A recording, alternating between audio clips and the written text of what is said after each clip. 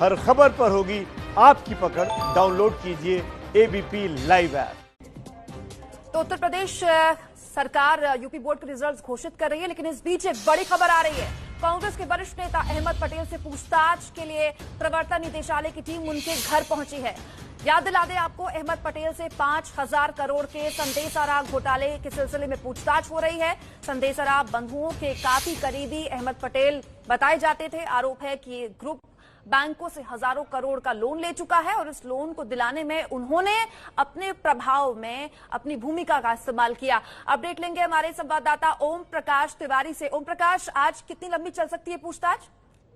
देखिए कुमकुम, मैं आपको बता दूं कि अहमद पटेल से पूछताछ के लिए एक लंबी लिस्ट लेके इन्फोर्समेंट डायरेक्टरेट के 3 ऑफिसर अहमद पटेल घर पहुंचे हैं। सबसे महत्वपूर्ण बात यह है कि इस मामले में अब तक अहमद पटेल के दामाद इरफान सिद्दीकी और उनके बेटे से भी पूछताछ हो चुकी है। ईडी की जांच में अब तक की जांच में आरोप लगाया गया है कि संदेशारा ग्रुप जो है वो अहमद पटेल के घर पर जो स्टाफ काम करता था उनमें से भी कुछ लोगों को पेमेंट किया करता था। इसके अलावा अहमद पटेल के दामाद को भी ये भी आरोप है कि उनके दामाद को भी संदेशारा ग्रुप ने एक मकान साउथ दिल्ली की पॉश कॉलोनी में दिया हुआ है।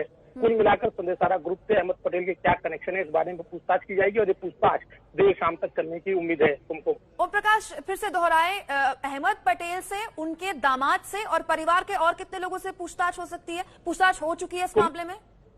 कुमकुम, मैंने आपको बताया कि इरफान सिद्दीकी हैं अहमद पटेल के दामाद, उनसे पूछताछ हो चुकी है।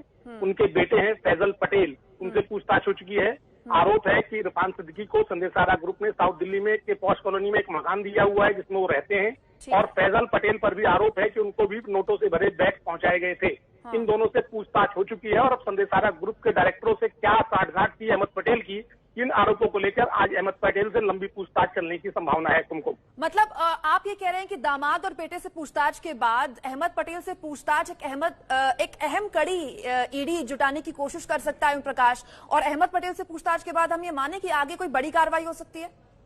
बिल्कुल, इस बात की संभावना से इंकार नहीं किया जा सकता, क्योंकि ईडी के पास अभी तक जो सबूत मिले हैं वो सीधे तौर पर अहमद पटेल की तरफ इशारा कर रहे हैं। और महत्वपूर्ण बात यह है कि अहमद पटेल अपने आप में कद्दावर शख्स हैं और उन तक पहुंचना और उनसे पूछताछ करना अपने आप में बेहद अहम चीज है। तो ईडी के हाथ में ऐसे सबूत आपके पास आप लगातार बने रहें, क्योंकि ईडी पर तमाम जो गतिविधियां होती हैं आप पैनी नजर रखते हैं। अंकित हमारे सहयोगी लगातार हमारे साथ बने हुए हैं। अंकित, पूछताछ शुरू हो गई है क्या?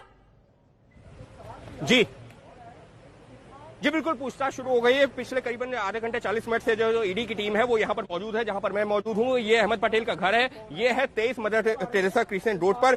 ये वो जगह है जहाँ पर मनोज तिवारी का घर है, उसी के ठीक सटा हुआ अहमद पटेल का घर है। और जैसे अभी हमको जो है यहाँ पर हम देख पा रहे हैं कि 2 गाड़ियां अंदर खड़ी हुई हैं, और फिलहाल जो जानकारी निकल के सामने आ रही है, अहमद पटेल से इससे पहले भी कहा गया था कि वो जांच में सहयोग करें और उनसे पूछताछ करनी है, लेकिन उस दौरान अहमद पटेल ने ये कहा था कि क्योंकि जो कोरोना का ये काल चल रहा है और उनकी उम्र भी ज्यादा है, लिहाजा फिलहाल अगर उनसे अभी पूछताछ ना की जाए तो बेहतर होगा। और इस वजह से उस दौरान अहमद पटेल ने जांच में सहयोग करने से, या ये कहा जाए कि पूछताछ में जो है उस दौरान ये कहा था कि उस दौरान नहीं होनी चाहिए। जिसके बाद में ईडी ने एक बार फिर कुछ दिनों पहले उनसे कहा था कि उनसे पूछताछ करना जरूरी है और वो वक्त दें, जिसके बाद में आज जो ईडी की टीम पहुंची है और ये पूछताछ शुरू हुई है। अंकित, आप लगातार बने रहे अहमद पटेल के घर के बाहर। हमारे सहयोगी ओम प्रकाश तिवारी लगातार ईडी पर नजर बनाए हुए हैं। इस बड़ी खबर पर लगातार अपडेट आपको देते रहेंगे। बने रहिए एबीपी न्यूज के साथ, आपको रखे आगे।